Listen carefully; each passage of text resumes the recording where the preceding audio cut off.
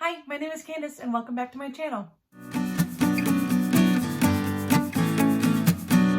I want to talk about 10 YA contemporary books that I am desperately in love with and I want every human to read. This is definitely going to be a series on my channel because I read a lot of YA contemporary and I really love the genre, and there are some books here that are flowery and romantic and dramatic, and there are others that cover some really serious and deep topics. I love the versatility of YA contemporary, so let's just get into it. So starting out this list is 1,000 Perfect Notes by C.G. Drews. This author is based in Australia and her books are scheduled to be published in the US in the next few months, I believe. This is a hard-hitting contemporary that just shattered my whole soul. Beck is our main character, and he lives in an extremely abusive home with a mother who is obsessed with the piano and has forced Beck to place the piano above everything else in his life. He is awful and grotesque and bitter, and Beck is miserable and depressed, and honestly just hurts my heart to read about him. And then there's a girl, and his little sister is the best. They by no means fix him, but they bring some light into his life that just might be a little bit of hope in his despair. It is a heart-wrenching story that made me feel all of my feelings, and I will not stop talking about this until people in the US have read it. So read it. The next book that I think every single human should read is Birthday by Meredith Russo. It's a very hard-hitting YA contemporary. It tore out my soul, and then it also warmed my heart. I don't know, emotions are really hard. This is a story about two boys, Morgan and Eric, who were born on the same day, and they get together every year for their birthdays, so it's dual perspective between them both, but it's only told on their birthdays throughout the years. So we watch them grow together and then apart. We watch them fight each other and their pasts and their demons. We watch as they learn truths about themselves and one another. It's beautiful. It's great queer representation, hard-hitting topics. I loved it. I cried. I would highly recommend it. I listened to the audiobook, but I'm sure physically reading it is also amazing. I might reread this just so I can connect to the characters again. Meredith Russo did a fantastic job. If there's a different tier of books that we can place above all others, I would place this book there. It's amazing. Please go give it a try if you haven't yet. A more well-known book that is on my list of favorites is Carry On by Rainbow Rowell. I am trash for this series. It's basically the chosen one finds out he's a wizard, goes to wizard school, but make it gay and make the chosen one the worst chosen one ever. I am trash for Simon and Baz. It has a sequel, which I love, which is called Wayward Son. And I even have to throw in Fangirl by Rainbow Rowell kind of in with this because they kind of go together. In Fangirl, the main character, Kath, is writing fan fiction about Simon and Baz. You do not have to read one to read the other, but they are fun together. I recommend both as YA contemporary reads. These two were actually the first book that got me into reading after I started with The Night Circus, so I have a very special place in my heart for these. I would definitely check them out if you're just looking for a fun, magical read. Probably the most well-known book on my list is Turtles All the Way Down by John Green. This is the only book by John Green that I've actually ever read, and I completely love it. I've read it physically, I've listened to the audiobook. We follow Asa Holmes, who lives in the Indianapolis area and suffers from some kind of OCD and anxiety, and she's in high school. And there's more to the story, but I'm not into spoilers. So this book made me feel so seen, to be completely honest. It may also be because I grew up in the Indianapolis area and I read this right as I was coming to terms with the fact that I have anxiety and I couldn't just muscle through it or force it away. It put into words a lot of things that I had never articulated for myself. And for that, I will always be really grateful to this book. I adore it. It has fantastic representation. It is easy to read and it is very well done. I would recommend it to anyone, whether you have anxiety or OCD struggles or not. It is definitely worth reading. Next, I want to talk about The Henna Wars by Adiba Jaigirdar.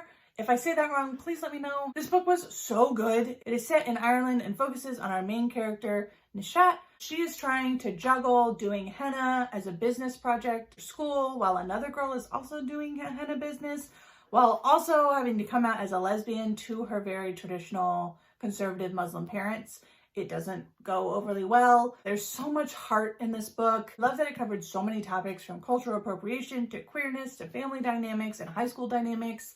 I learned quite a bit from this book, which is not why you should read it, but I definitely appreciated that was more to learn in different cultures that aren't my own. I'm so glad that it exists.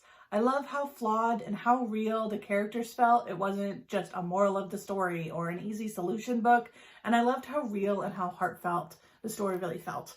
I think that everyone should read this. Please read this. It's such a vibrant own voice story. The next YA contemporary that I totally love is Geekerella by Ashley Poston. This is actually a retelling of Cinderella, and it's set basically at a nerdy convention. So it's called the Once Upon a Con series. And I completely love this series. I've read all 3 books that have come out so far, and I think they are just such fresh and fun ways to look at these stories and nerd culture. I highly recommend it if you, like me, are for sure a nerd. Another book that has some serious nerd culture in it is Slay by Brittany Morris. In this book, we follow Kira, who is a Black student in an almost entirely white high school, and she kind of just wants to blend in, but no one knows that Kira developed a multiplayer online role-playing card game called Slay. It's designed for Black people and celebrates Black culture, and she created it to be a safe haven for others in the Black community, as well as just a place where she can be herself. When the game gets labeled as racist or anti-white, Kira has to try to figure out how to defend her game while still keeping her anonymity and navigating all that comes with that personally and online. I completely love this book. It celebrates Black culture, nerd culture, and really covers some hard-hitting topics. I would recommend this all day long. I laughed, I cried, I learned a lot, and it was perfection. The next book on my list is actually a graphic novel, and that is Heartstopper by Alice Oseman. I read this from my library, but I believe it is also on Webtoons in episode format. But either way, it's such a cute, fun graphic novel with so much heart. Cannot not recommend it. It is set in a British high school. It's gay, it's heartwarming, it's powerful. I believe the author illustrates the entire thing as well, and it is so expressive and so well done as a graphic novel. I love the style. I would recommend it, even if graphic novels aren't really your thing, because I don't read a whole lot of graphic novels, but Heartstopper is so well done, and I just flew through it and loved every page. Now I want to talk about The Weight of Feathers by Anna Marie McLemore. I do not hear enough people talking about this book, and I need to talk about this book with people. I love it so much. It's about 2 rival performer families. One is French and one is Spanish. And did I mention that there's magic? There's magic, and it's magical. I will not tell you why the families are fighting or what happens, because please just read it. It is everything. I love the romance in it. It is not insta-love or stupid, and I feel like it is what you want book romance to be. I love the magical realism. I love the representation in this book. I just loved everything about it. The author is so good at beautiful writing, and I will read anything that they write. And last, but certainly not least, I have to talk about Felix Ever After by Kacen Callender. This book stole my heart, but it also made it bigger. It's about a boy named Felix who is Black and queer and trans and just wants to fall in love. But he's also struggling with some seriously hateful transphobia at his school and some questioning of his identity internally. This story is so well done. It's hard-hitting and nuanced. It's emotional and raw, and I loved going through this journey with Felix.